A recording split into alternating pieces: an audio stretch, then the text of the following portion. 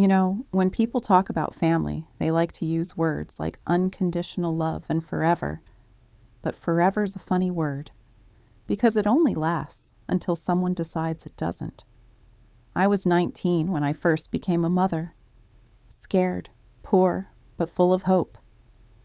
My husband and I lived in a little rental house back then, the kind with peeling wallpaper and a kitchen sink that whined like a child every time you turned it on. I used to hum to my baby while washing dishes, dreaming of a real home, one we'd own, one filled with laughter and dinners at 6, and birthdays that didn't depend on coupon books. We built that dream, brick by brick, year by year. My husband worked 2 jobs. I did too, once the kids were old enough to go to school. I still remember walking home from the diner at midnight, apron smelling of coffee and burnt toast, my feet swollen, but my heart light, because I knew why I was doing it. It was for them. My son, my firstborn, was quiet, always thoughtful. He used to fix broken toys, old clocks, anything mechanical. My daughter, she was sunshine, bold, talkative, a little wild. She'd fill the kitchen with stories, laughter, and sometimes arguments. We weren't perfect. No family is. But there was love, real messy love. When my husband passed away, the world shifted. It was like losing the roof over our heads, even though the house still stood. Suddenly, it was just me, the bills, and 2 grown children who were supposed to help keep things standing. And for a while they did. My son called every evening to check on me. My daughter came by on weekends with groceries and gossip. I thought I raised them right. I thought I'm safe now. They'll look after me the way I looked after them. But things began to change, slowly, like a crack forming in a wall you don't notice until it's too wide to ignore. It started with small things. My son asking about the will. Just so we're organized, Mom. My daughter suggesting I move in with her for a while, so you won't be lonely. I didn't think much of it. People care in their own ways, I told myself. Then came the arguments. About the house. My house. The one my husband and I built together. The one with his initials carved in the oak beam over the porch. They said it was too much for me. Too big, too old, too much maintenance. They said selling it would make sense. I could get a smaller place, closer to them. But when I looked at that house, I saw my whole life. Every birthday, every fight, every kiss goodnight. You can't sell memories. I told them no. That's when I first saw something new in their eyes. Not frustration, not concern, but calculation. A look that chilled me deeper than any winter. A few weeks later, my son came with some papers. He said they were just for future planning. I didn't understand most of it, but he smiled and said, "It's just to make things easier, Mom. You trust me, right?" And I did, because when you raise a child, you never expect to have to read the fine print. Time passed. The calls grew shorter, the visits fewer, until one morning I opened a letter in the mail, an official one. It said the house no longer belonged to me. Apparently, I'd transferred ownership to my children, my son and daughter, my own blood. At first, I thought it had to be a mistake. I called, begged, pleaded. My son said, "Mom, it's just paperwork. You can still live there." My daughter said, "It's for your own good, Mom. We just want to protect what's ours." Ours. That word split something inside me. The house I built with my hands, the roof I patched, the mortgage I paid off penny by penny. Ours. I wish I could tell you I yelled or fought or threw them out that day, but I didn't. I just stood there in the kitchen, staring at the wall clock my husband fixed 20 years ago. tick, tock, tick. It felt like it was counting down the last seconds of my life as I knew it. Over the next few months, they started making plans. My son wanted to renovate the place. My daughter wanted to help rent it out. They talked about money, profits, taxes, like business partners discussing a company, not children talking to their mother. I kept quiet, because when your heart is breaking, sometimes silence is the only language left. Then, one day, my daughter came with a man in a suit. He was polite, well-spoken, and smiling. He was a realtor. That's when I knew. They weren't planning to let me live there. They were planning to sell it. I remember asking my daughter, "You're really doing this? Throwing me out of my own home?" She didn't look at me. She just said, "It's not like that, Mom. You'll get a share of what I already owned." That night I sat alone in the living room. The walls looked different. The air felt colder. I ran my hand over the floorboards my husband had sanded himself, and I whispered, "I don't know how to fight them." But deep down, something answered back. It wasn't a voice. It was something older, something that had been sleeping in me all these years, under all the love, the forgiveness, the motherly patience. It said, "You don't fight them. You outlive them. You outthink them." That night I stopped being the woman who asked for help, and I started becoming the woman who would take it back. They wanted to take the house I built, but they forgot I was the one who built it. And so, while they slept soundly in their new lives, with their plans and papers and pride, I began making my own plans, quietly, carefully, for the first time in a long time. Just for me. They say the heart of a home is the kitchen. For me, it used to be the table, that old oak table where everything happened. Birthdays, bills, Sunday breakfasts, arguments, apologies. Every story in our family started there. And now, it just sat there in silence. One empty chair for each person who'd stopped showing up. I stopped hearing from my son for weeks at a time. My daughter only called when she needed something signed or answered. The house began to feel like a museum, full of things people once loved but no longer cared to visit. The realtor came by again, this time with new papers. He talked fast, all polite smiles and legal words that made my head ache. He said things like liquidation, timelines, market value, and every word was just another nail in the coffin of the life I built. I tried to remind them, this is my home, your father's. You both grew up here, but they were done listening to stories. They only cared about numbers. One night I sat at that same kitchen table, holding a letter from the bank. My son had used the property, my home, as collateral for a business loan. He didn't even tell me, didn't even ask. I remember that night clearly. The rain tapping on the window, the smell of wet soil from the garden, and me sitting there, realizing I'd raised two people who could look at love and only see leverage. That was the night I cried for the last time, not just from sadness, but from something deeper, a sense of being erased, as if every sacrifice, every night shift, every meal skipped so they could eat, had meant nothing. When you've given everything and they still take more, there comes a point when you have nothing left to lose. So, I started small. I began reading, researching, talking to people. Not friends. I didn't have many left. But strangers. A woman from church who used to work in a title office. A man at the diner who mentioned something about quitclaim deeds and reverse transfers. I learned about property laws, power of attorney, trusts, and something called a life estate.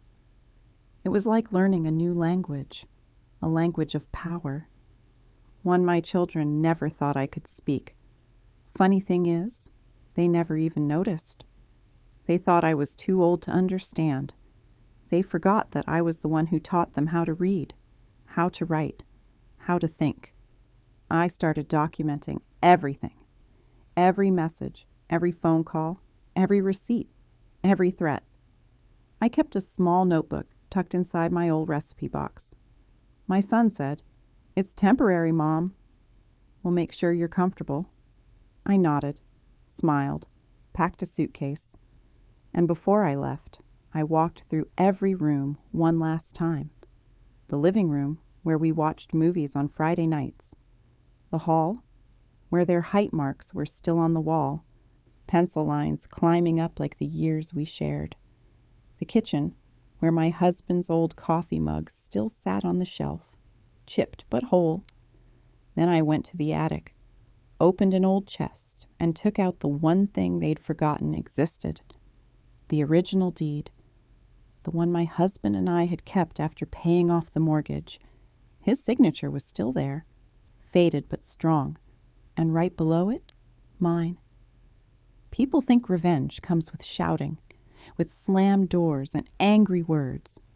But real revenge, real justice, is quiet. It's patience sharpened to a point. When I moved in with my daughter, I made myself small, invisible almost. She liked it that way. Her husband worked late, her children barely spoke to me, and she treated me like a guest who had stayed too long. I kept to myself, cooking dinners she barely touched, folding laundry she forgot to thank me for. But in that silence, I was building something. Every night when the house slept, I'd sit by the small desk in the guest room and write letters.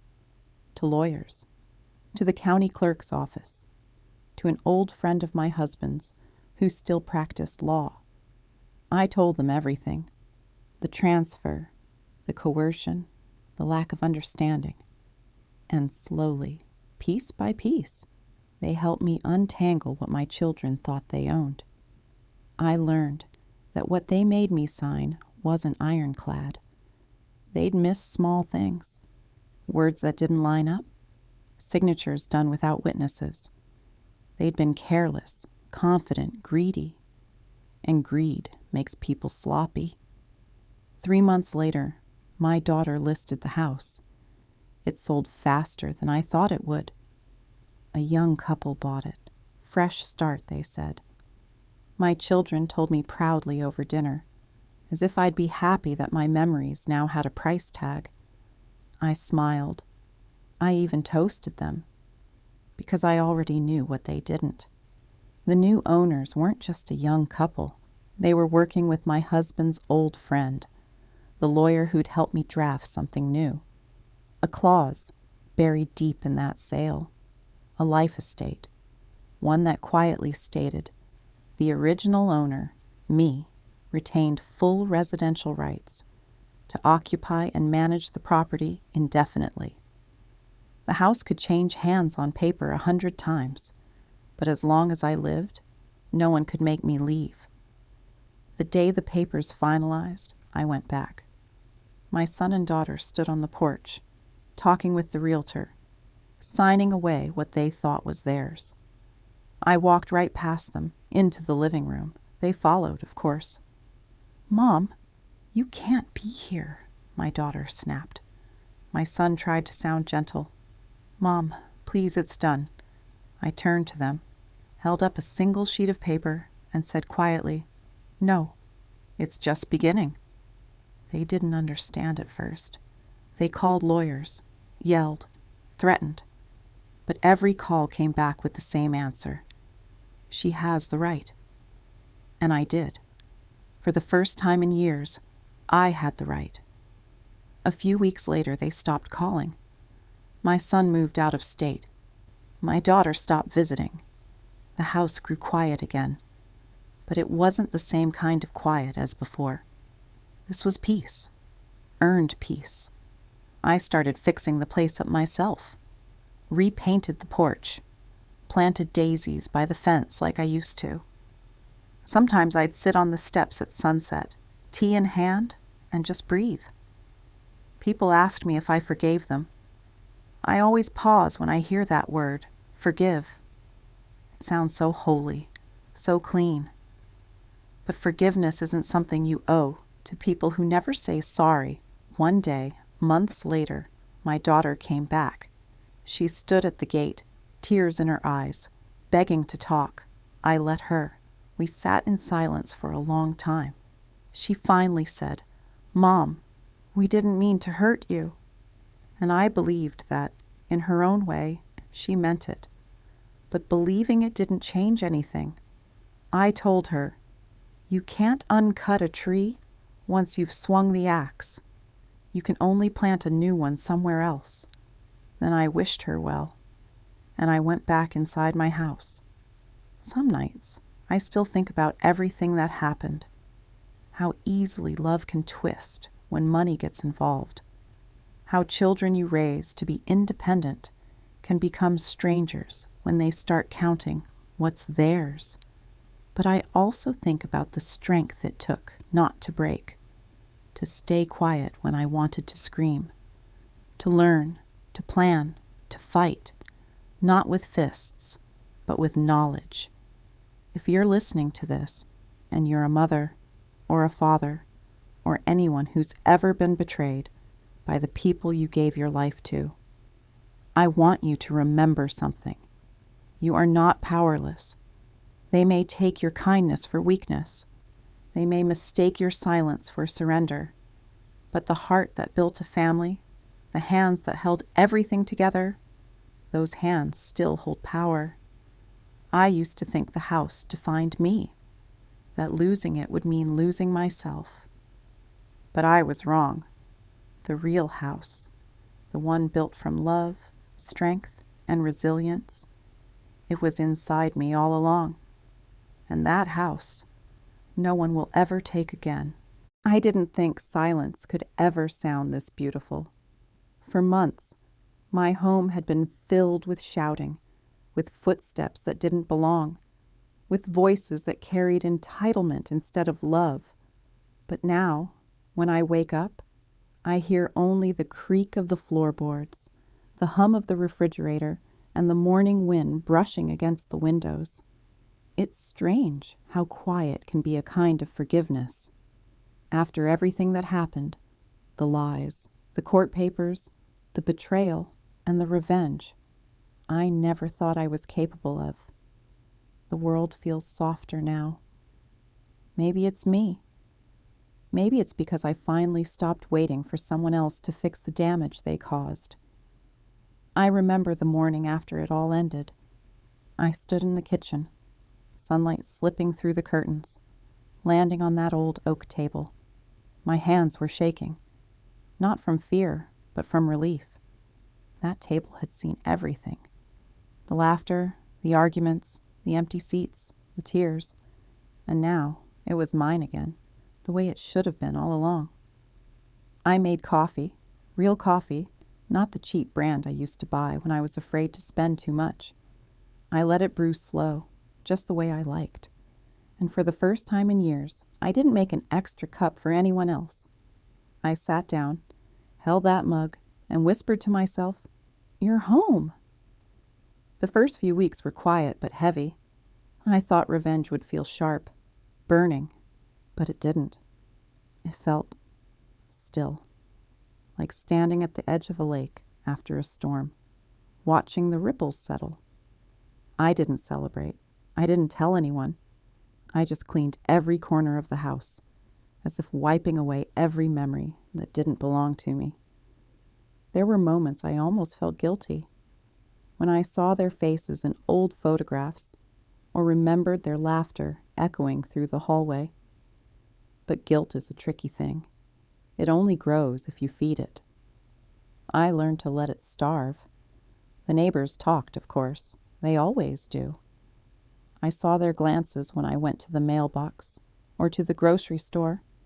Some looked curious, others almost afraid. They'd heard bits and pieces of what happened. No one ever asked me directly, and I never offered to explain. Sometimes silence tells the story better than words. I started walking every morning, just around the block at first, then down to the park, where the trees arch like old friends over the path. There's an old man who feeds the pigeons there. He doesn't talk much, but he always nods when he sees me. I think he understands that some people come to the park not for the view, but for the peace. I found peace in little things, folding the laundry, watering the plants, baking bread just for myself. I even started fixing the garden again. The roses had died the year everything fell apart, but this spring I planted new ones. Red, of course. Bold, unapologetic red. Every petal that bloomed felt like a small victory. Not against anyone else, but against the part of me that thought I'd never feel alive again. One evening, I got a letter in the mail. No return address. The handwriting was familiar. My daughter's. My heart jumped before my mind caught up. For a moment, I didn't know whether to tear it open or throw it away. But I sat at that same oak table, the one that's always been the heart of my story, and I opened it. It wasn't an apology. Not really. Just a few lines. Mom, I don't know if you'll ever forgive me. I just wanted to say I understand now. I hope you're okay. I stared at those words for a long time. I thought I'd feel anger, or satisfaction, or maybe pity.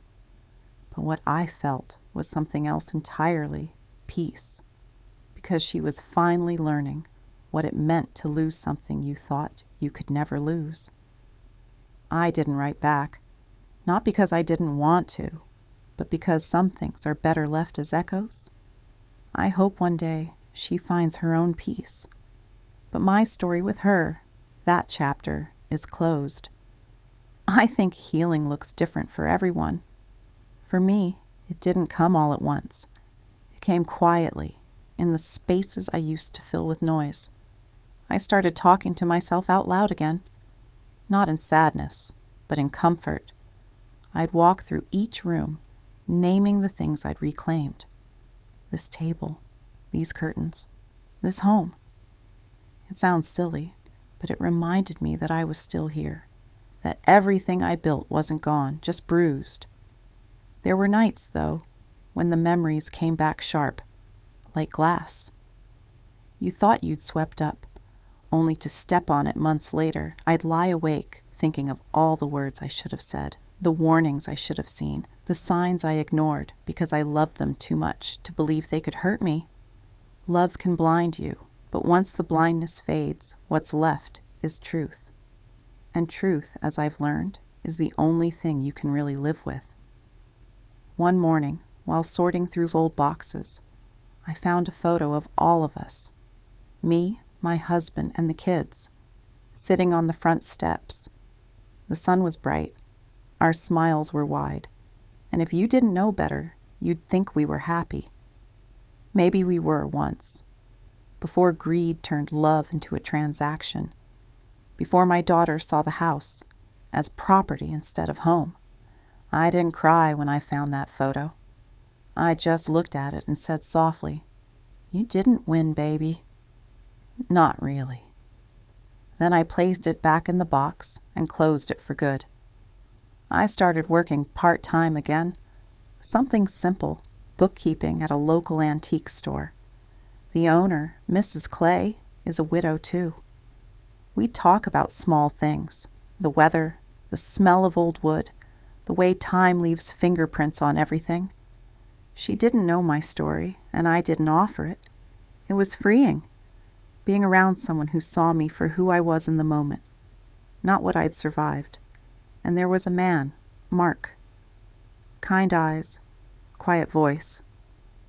He came into the store sometimes to look at old clocks. One afternoon, he brought me coffee, said I looked like someone who preferred it strong and unsweetened. He wasn't wrong. We started talking. Just a few minutes at first, then longer. He'd tell me about his garden, his dog, his late wife. I told him about my roses. We didn't need to talk about the past, just the present. That's what made it feel safe. It wasn't love, not in the way people write about. It was something gentler, a friendship built on stillness, on being two people who had both lost too much, but still showed up every morning anyway. Sometimes he'd walk me home. He never asked to come in, and I never offered. But one evening, as we stood on the porch, he said, "You have a beautiful house." I smiled, a real smile this time, and said, "Yes." I fought for it. He didn't ask what I meant, but I think he understood. Some people can hear the weight behind simple words. The seasons changed slowly. The roses grew taller. The rooms that once felt haunted by memory started to feel like mine again. I repainted the walls, fixed the creaky stair, even hung new curtains. Every change was a promise to myself that I wasn't living in a museum of pain anymore. Sometimes I think about what forgiveness really means. People say it's about letting go, but I don't think that's true. I think forgiveness is about understanding, about seeing the wound clearly, touching it and saying, "Yes, this hurt me, but it doesn't own me." One Sunday morning, I found myself driving to the church. I hadn't stepped inside since before it all happened, and the same pews, the same stained glass windows. The pastor didn't recognize me at first. I sat in the back, quiet, listening to the choir. When the service ended, a woman approached me, someone I used to know from town. She said, "We've missed you here." I smiled. "I needed time," I said. She nodded. "Sometimes that's the holiest thing you can ask for." And she was right. Time doesn't heal everything, but it teaches you what deserves healing. That night, I made dinner for one. Baked chicken, mashed potatoes, a glass of wine. I lit a candle and sat by the window, watching the sunset paint the sky in soft oranges and pinks. It looked like forgiveness, if forgiveness had a color. I realized then that revenge hadn't destroyed me. It had saved me, not because of what I took back, but because it forced me to find out who I was without everyone else's shadows. I am not the woman who begged for understanding. I am not the mother who gave everything away. I am not the victim of their choices. I am the survivor of my own silence. And that, I think, is a kind of power no one can take. A year has passed now. Sometimes I wake up still expecting the chaos, the phone calls, the accusations, the way people's voices used to harden when they talked to me, like they'd already decided who I was. But it's quiet now.